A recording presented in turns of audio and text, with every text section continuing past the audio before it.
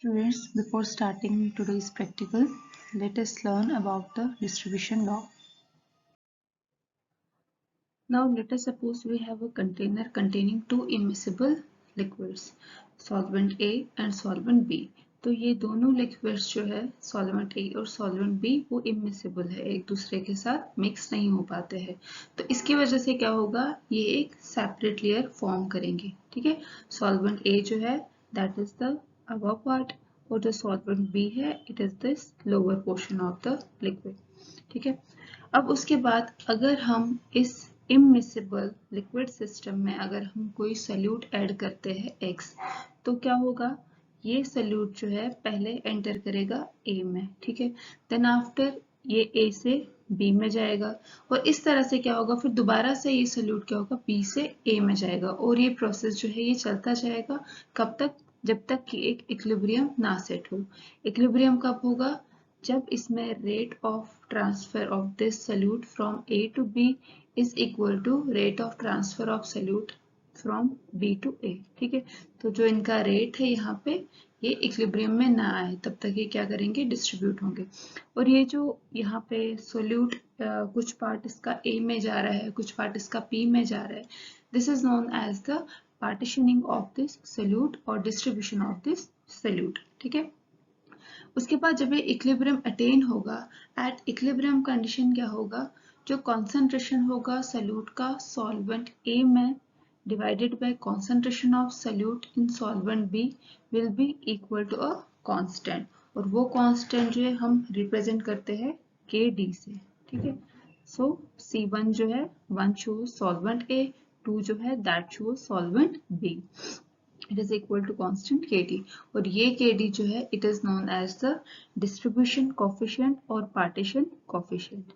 ठीक है, तो इसी तरह से अगर आपने किसी भी सल्यूट का डिस्ट्रीब्यूशन कोफिशिएंट निकालना है, उसका पार्टीशन कोफिशिएंट निकालना है, तो आप क्या करोगे, उस सल्यूट को डिसॉल्व करोगे इमिसिबल लिक्विड सिस्टम में। ठीक है, अब इसके बाद है कि ये डिराइव कैसे होती है इक्वेशन। तो सबसे पहले जो ये डिस्ट्रीब्यूशन लॉ है, distribution law is an equilibrium law given by Nernst, thus known as the Nernst distribution law। ठीक है, तो ये जो डिस्ट्रीब्यूशन लॉ का कॉन्सेप्ट है ये किसने दिया था, नर्नेस्ट ने दिया था, तो इसीलिए इसको हम नर्नेस्ट डिस्ट्रीब्यूशन लॉ कहते हैं।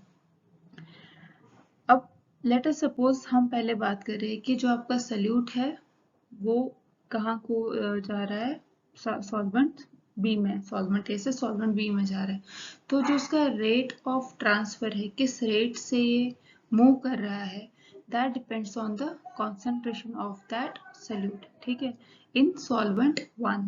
ठीक है, तो इसीलिए हम इसको लिखेंगे R1 is directly proportional to C1। अब अगर इसके बाद इस प्रोपोर्शनैलिटी साइन को आप हटाएंगे तो यहाँ पे आप एक कांस्टेंट लेंगे, इसको हम K1 से यहाँ रिप्रेजेंट करेंगे। ठीक है, उसके बाद हम दूसरा केस लेंगे जहाँ पे क्या हो रहा है, सल्यूट जो है वो मूव कर रहा है from solvent B to solvent A। ठीक है, तो ये जो इसका रेट है R2 that is directly proportional to the concentration of the solute in solvent B। ठीक है, तो उसके अकॉर्डिंगली जो है इसका रेट ऑफ ट्रांसफर होगा या रेट ऑफ डिस्ट्रीब्यूशन आप कह सकते हैं इसमें।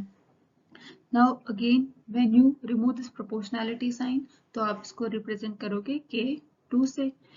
नाउ उसके बाद जब ये ट्रांसफर हो रहा है, जब ये डिस्ट्रीब्यूशन हो रहा है सल्यूट का from A to B, B to A, after that a point will come जिसको हम क्या करेंगे इक्विलिब्रियम।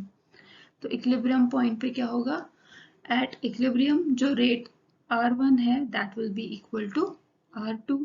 ठीक है, देन उसके बाद अब इसमें हम क्या करेंगे, R1 और R2 की जगह हम वैल्यूज पुट करेंगे, जो है R1 is equal to K1 into C1 और यहाँ R2 की जगह हम लिखेंगे K2 इंटू C2। ये आपकी इक्वेशन बनेगी। देन उसके बाद अगर आप इसको रीअरेंज करो, इक्वेशन को रीअरेंज करने के बाद ये क्या बनेगा, C1 by C2 is equal to K2 by K1। ठीक है, तो यहाँ पे क्या है, ये कांस्टेंट है, ये दोनों ही कांस्टेंट वैल्यूज है, तो इसको हम एक जो है एक सिंगल टर्म, हम यहाँ पर एक सिंगल कांस्टेंट इसके लिए हम यूज करेंगे जिसको हम कहेंगे KD। ठीक है, तो अगेन हमारे पास अल्टीमेटली क्या है, ये डिस्ट्रीब्यूशन लॉ कोफिशिएंट निकालने का फॉर्मूला या जो भी आप इक्वेशन यूज कर सकते हैं पार्टीशन कोफिशिएंट निकालने के लिए।